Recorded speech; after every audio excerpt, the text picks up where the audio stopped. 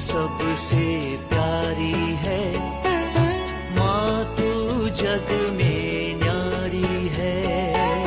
माँ तू सबसे प्यारी है, माँ तू जग में न्यारी है। अपने आंचल में रखना, अपने आंचल में रखना, हमें वरदानों से भरना। माँ तू सबसे प्यारी है, माँ तू जग में न्यारी है। माँ तू सबसे प्यारी है, माँ तू जग में न्यारी है। पिता, पुत्र और पवित्र आत्मा के नाम पर आमीन। आप सबों को जय यीशु। मेरे पास एक भाई ने कुछ समय पूर्व में एक दो सवाल बाइबल का जो वचनों को डाल करके दिया, इसका थोड़ा समझाने के लिए आग्रह किया। उनमें से एक वचन ये है यूहन्ना का सुसमाचार, उसके अध्याय 3 वाक्य 8, जॉन चैप्टर 3 वर्स 8। वहां पर लिखा है, पवन जिधर चाहता उधर बहता है, आप उसकी आवाज सुनते हैं किंतु ये नहीं जानते हैं कि वह किधर से आता और किधर जाता है। जो आत्मा से जन्मा है वह ऐसा ही है। ईसा मसीह निकोदेमुस से बातें कर रहा था। यदि ये पूरा अध्याय को अगर हम पढ़ें, आगे पीछे को अगर समझें, हम लोगों को यह पता चलता है प्रभु ईसा मसीह हमारे एक और जन्म के विषय में बताया। एक और जन्म, सबसे पहले वो जन्म हमारे संसार के मृत्यु के बाद जो शुरू होने वाला, शारीरिक मृत्यु के बाद एक अनंत जीवन में हम प्रवेश करते हैं, जन्म लेते हैं, उसके विषय में इस अध्याय के अंदर हम लोग समझ सकता है। प्रभु यीशु मसीह उसी की ओर सबसे पहले इशारा कर रहा है। हम लोग अधिकतर समय बपतिस्मा के बाद एक व्यक्ति जो नया जीवन ले रहा है, बॉर्न अगेन बोल करके जो पेंटेकोस्टल लोग जो शब्द को इस्तेमाल कर रहा है, उसकी तरफ लेकर के जाता है। लेकिन अगर पूरे अध्याय को अच्छी तरह हम सीखें तब हमें पता चलता है ईसा मसीह का इशारा हमारे उस आनंद जीवन की ओर है, हमारे आनंद जीवन की ओर। वहां छोड़िए, अभी वाक्य 8 में यहां पर ईसा मसीह निकोदेमुस से कहते हैं, पावन जिधर चाहता उधर बहता है, आप उसकी आवाज सुनते हैं किंतु यह नहीं जानते हैं कि जिधर से आता और किधर जाता है, किधर से आया और किधर जा रहा है, यह आप नहीं जान रहा है। यहां पर ईसा मसीह ने एक प्रकार की एक कहानी, कुछ ऐसा संकेत उठाया, पवन के साथ पवित्र आत्मा को वो जोड़ करके बताया। पवन के साथ, हवा के साथ सिखाने के लिए वो अनेकों ऐसा कहानी के द्वारा ईसा मसीह सिखाते हैं। यहां पर यही इस्तेमाल किया है, मेटाफोरिकल एक्सप्लेनेशन इसको कहते हैं। कुछ ना कुछ ऐसा उदाहरण लेकर के समझाने की एक रीति।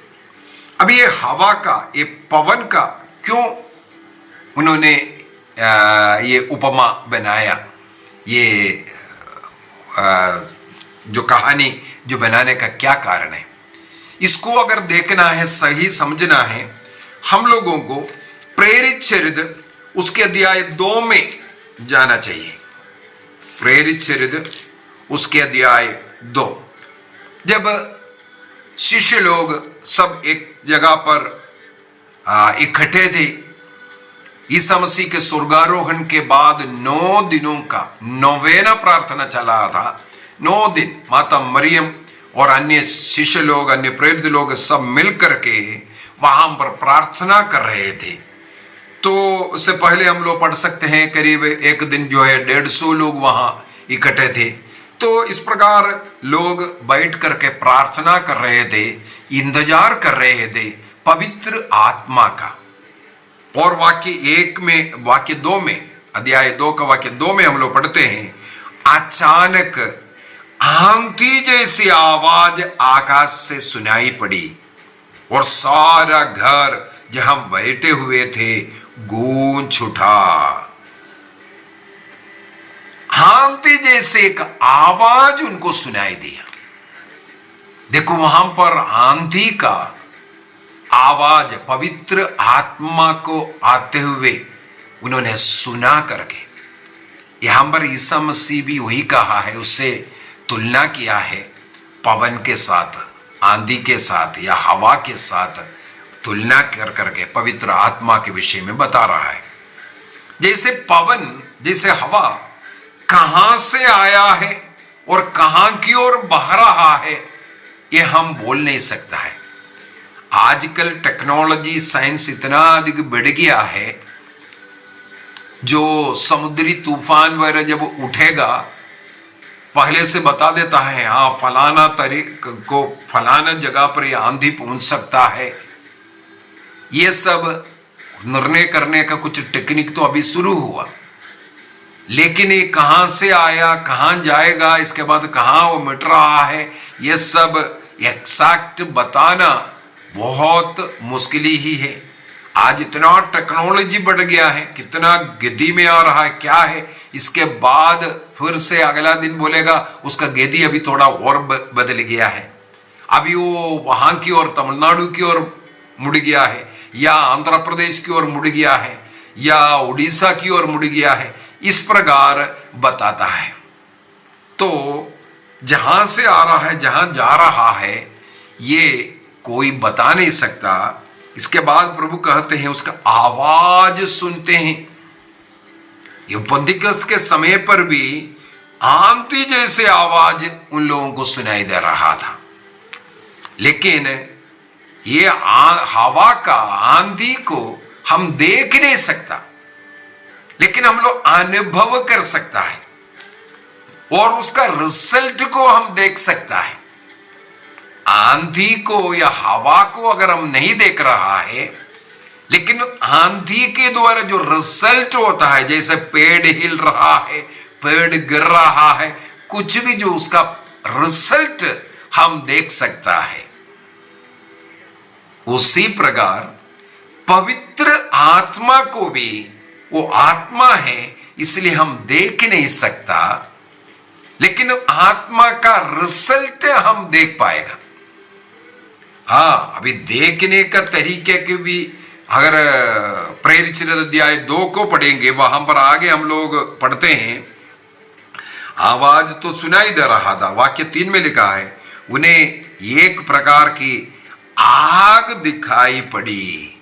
अभी पवित्र आत्मा को उन्होंने आग के रूप में देखा।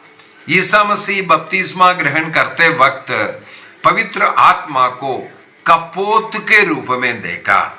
इसका मतलब है कुछ रूप, कपोत पवित्र आत्मा नहीं होता है, आग की गोला पवित्र आत्मा नहीं होता है, लेकिन मनुष्य को दिखने के लिए ये रूप धारण किया।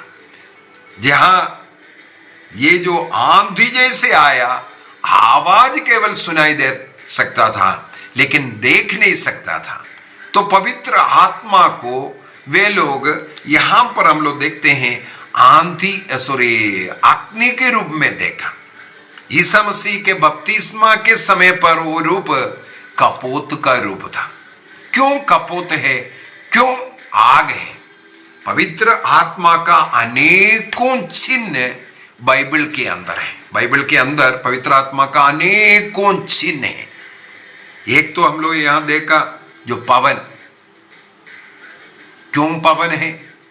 सबसे पहले यहां ये लिखा हुआ है, वो जिधर से आ रहा है, जहां जा रहा है, ये सब हम लोग नहीं देख सकता, लेकिन उसका रिजल्ट को हम देख पाएगा। पवित्र आत्मा जिस व्यक्ति में आता है, उस व्यक्ति के जीवन में जो बदलाव आता है, उसके द्वारा हम अनुमान लगाते हैं, हाँ, इस व्यक्ति को पवित्र आत्मा मिला है।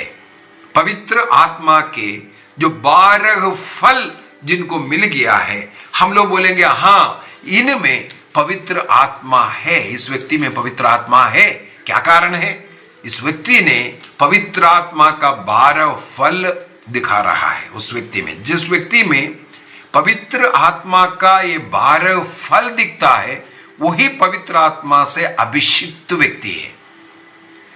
पवित्र आत्मा का अनेकों वरदान है, अनेकों वरदान है पवित्र आत्मा का। पवित्र आत्मा का वरदान क्या दिखाता है? पवित्र आत्मा उस व्यक्ति के द्वारा कुछ कार्य कर रहा है, यह दिखाता है। वो व्यक्ति पवित्र आत्मा से अभिषिक्त है, हम ये नहीं बोल सकता।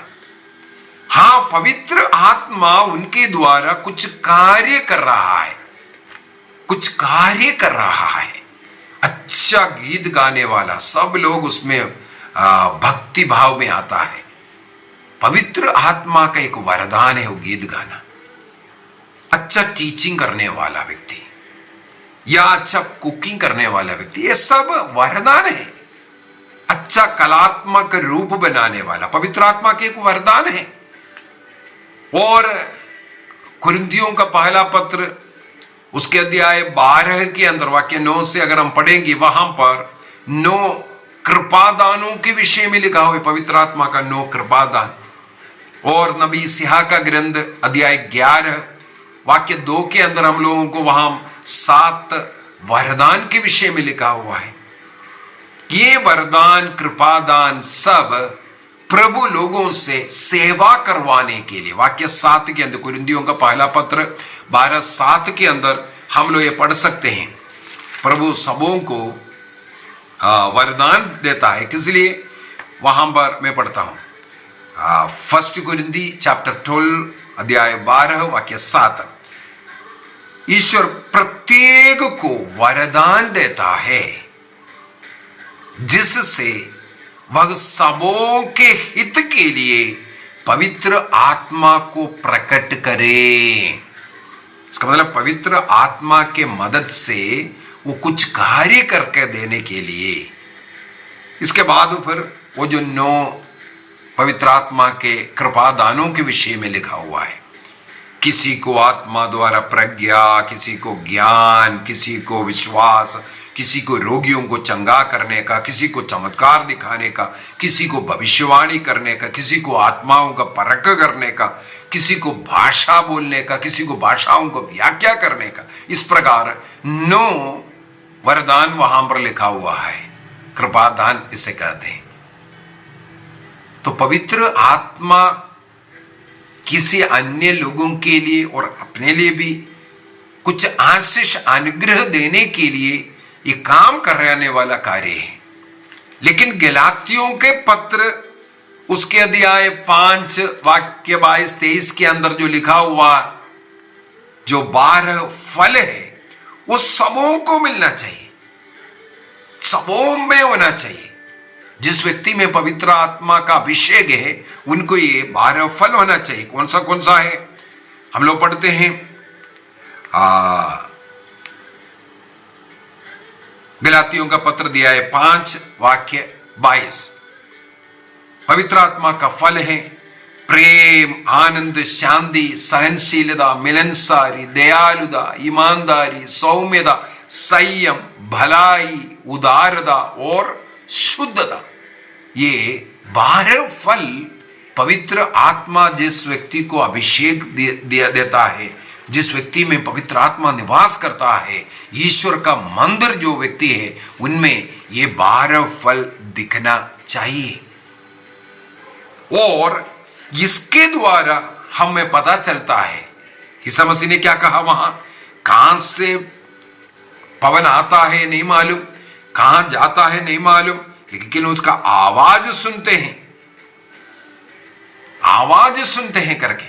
अर्थात हम लोगों को उसका रिजल्ट पता चलता है। जैसे आंधी तूफान आया, पेड़ वगैरह हिल रहा है, आवाज सुन रहा है, पेड़ गिर रहा है, इससे हम लोगों को पता चलता है अभी आंधी चल रहा है।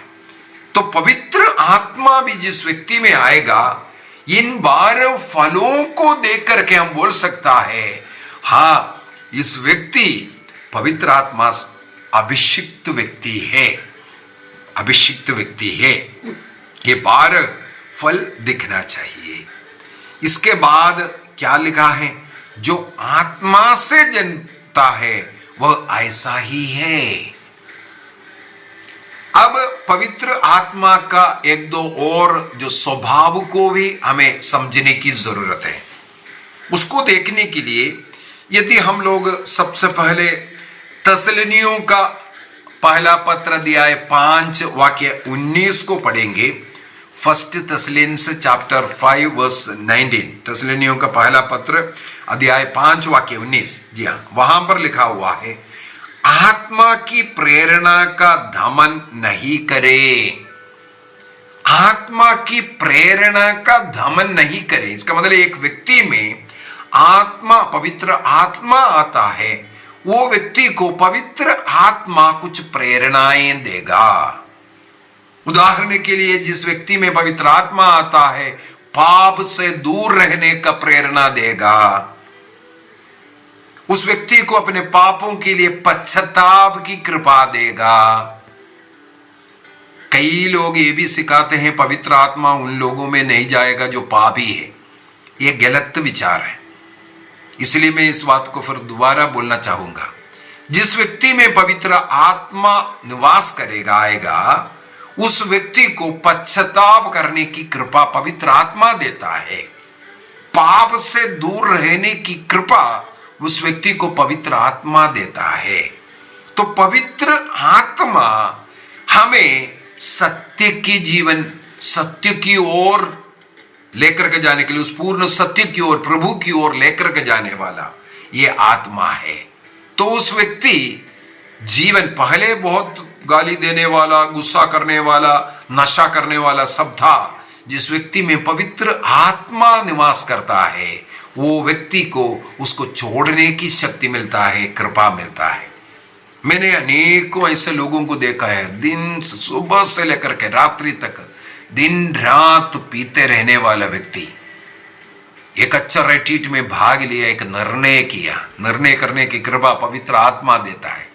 मुझे आज से नहीं चाहिए, मैं इस प्रकार के पाप से दूर रहूंगा, मैं गुस्सा नहीं करूंगा, मैं चोरी नहीं करूंगा, मैं झगड़ा नहीं करूंगा, मैं रोज प्रार्थना करूंगा, रोज बाइबल पढ़ूंगा, रोज चर्च जाऊंगा, मिस्सा बलिदान में भाग लूंगा। ये सब निर्णय करने की कृपा पवित्र आत्मा देता है। इसका मतलब उस व्यक्ति के जीवन को देख करके हमें पता चलता है कि इसमें पवित्र आत्मा है, प्रेरणा मिल रहा है। अभी संत पौलुस तसलनियों को लिखते हुए कहते हैं, पवित्र आत्मा की इस प्रेरणा को आप क्या नहीं करना, दमन नहीं करना। पवित्र आत्मा आपको नशा छोड़ने का प्रेरणा दिया, लेकिन आप नहीं छोड़ते हैं।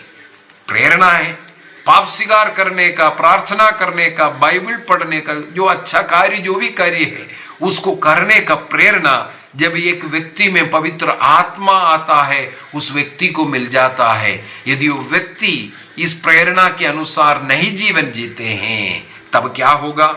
एफेसियों का पत्र उसके अध्याय 4 वाक्य 30 में लिखा हुआ है, एफेसियंस 4:4-30, पवित्र आत्मा ने मुक्ति के दिन के लिए आप लोगों पर अपनी मोहर लगा दी है।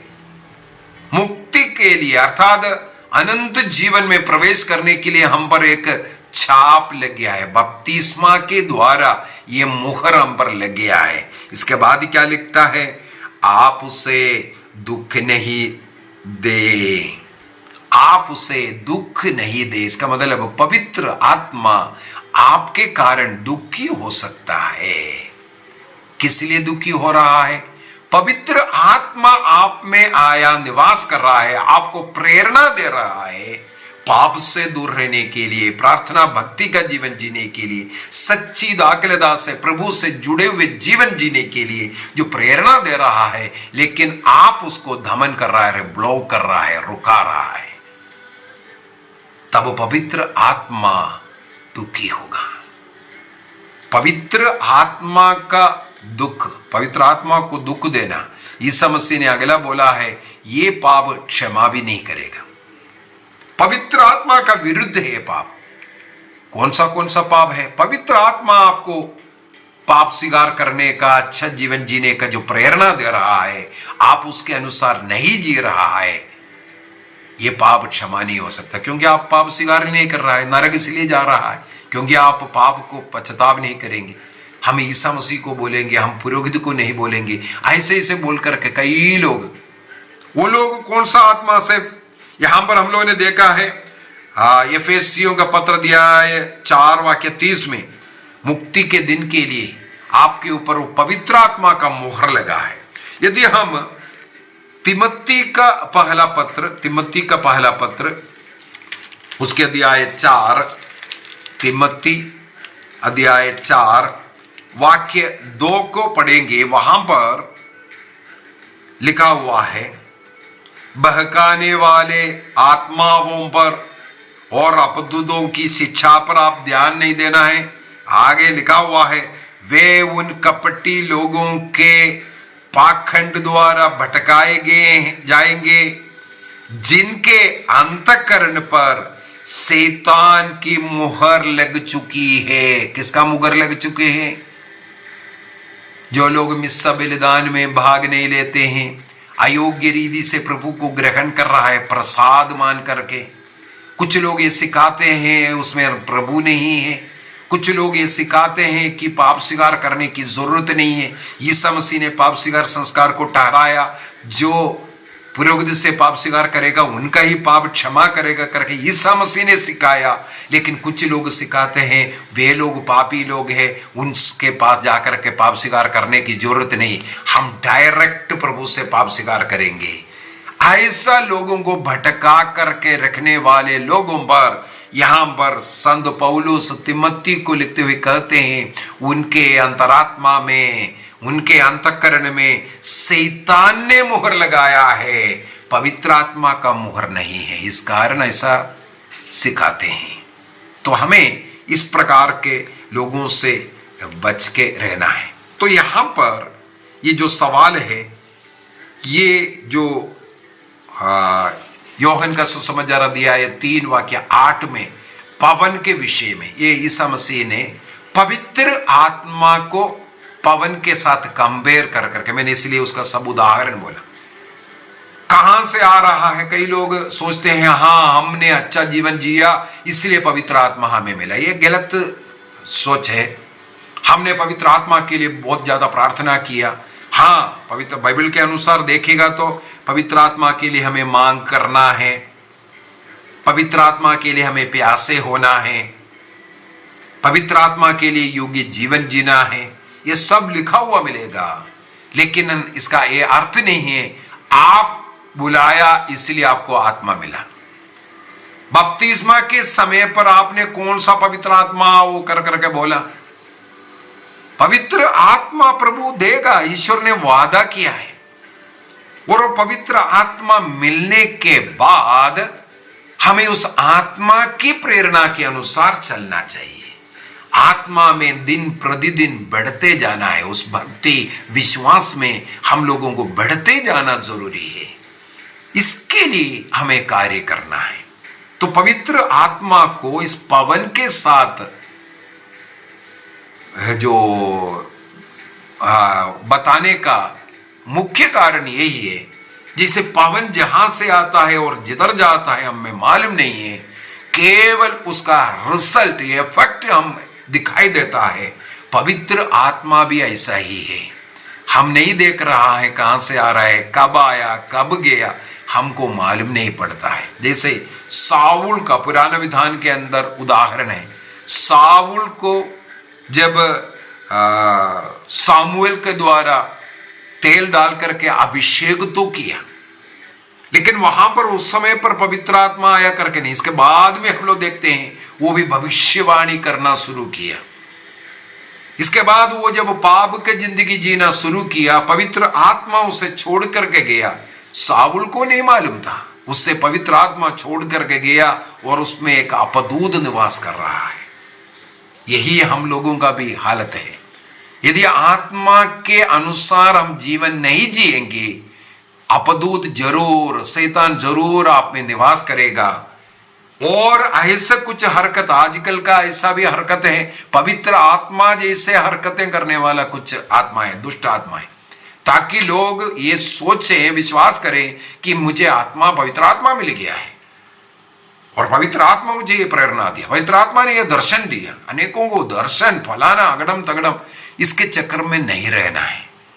आपको पवित्र आत्मा के द्वारा जो कृपा दान, जो आशीष, जो भी मिल रहा है उसका सही उपयोग करते हुए विनम्र बन करके, जैसे ईश्वर पवित्र है उसी प्रकार उस पवित्रता का जीवन जीते हुए हमें आगे बढ़ने की जरूरत है। तो पवित्र आत्मा हमारे कंट्रोल में नहीं है। जैसे आंधी तूफान, वैज्ञानिक लोग आंधी आ रहा है, फलाना जगह पर आ रहा है, ये सब बोलेगा, लेकिन वे लोग ये नहीं बोल सकता कहां से आ रहे, कहां जाएगा, कब वो होगा, ये कंट्रोल उनके हाथ में नहीं। नहीं तो वहां आ रहा है, केरल में अटैक करने वाला है या मध्य प्रदेश में अटैक कर रहा है, उसको वहां से हटा दे, ये उनके हाथ में नहीं। उसी प्रकार पवित्र आत्मा हमारे हाथ का पुतली नहीं है, हम उसको नचा नहीं सकता है, हम उसको इस प्रकार अपने मर्जी का उपयोग नहीं कर सकता। उसके अनुसार हमें जीवन जीने की जरूरत है, वो हमें प्रेरणा प्रदान करेगा, उसके अनुसार हमें चलना है। आइए निर्णय कीजिए। बपतिस्मा के द्वारा मुझे पवित्र आत्मा का मोहर लगा हुआ, दृढ़ीकरण संस्कार के द्वारा उस आत्मा को और दृढ़ बनाया गया। बाकी अन्य जो भी संस्कार है, पाप स्वीकार संस्कार, यूकरिस्तीय संस्कार, विवाह संस्कार, सभी संस्कारों के द्वारा मुझे पवित्र आत्मा मिलता है।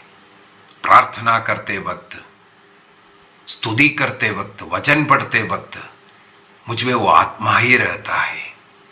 आत्मा मुझे प्रेरणा देता है प्रभु जैसे जीवन जीने के लिए, पवित्र जीवन, विनम्रता का जीवन, प्यार का जीवन, शांति का जीवन, जो 12 फल हमारे अंदर दिखना चाहिए।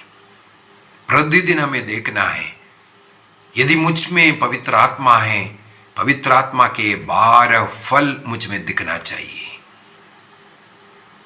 हम प्रयत्न करेंगे, निर्णय कीजिए। इस समय पर मैं उन लोगों के लिए प्रार्थना करता हूं जितने लोग मुझसे प्रार्थनाएं मांगे हैं।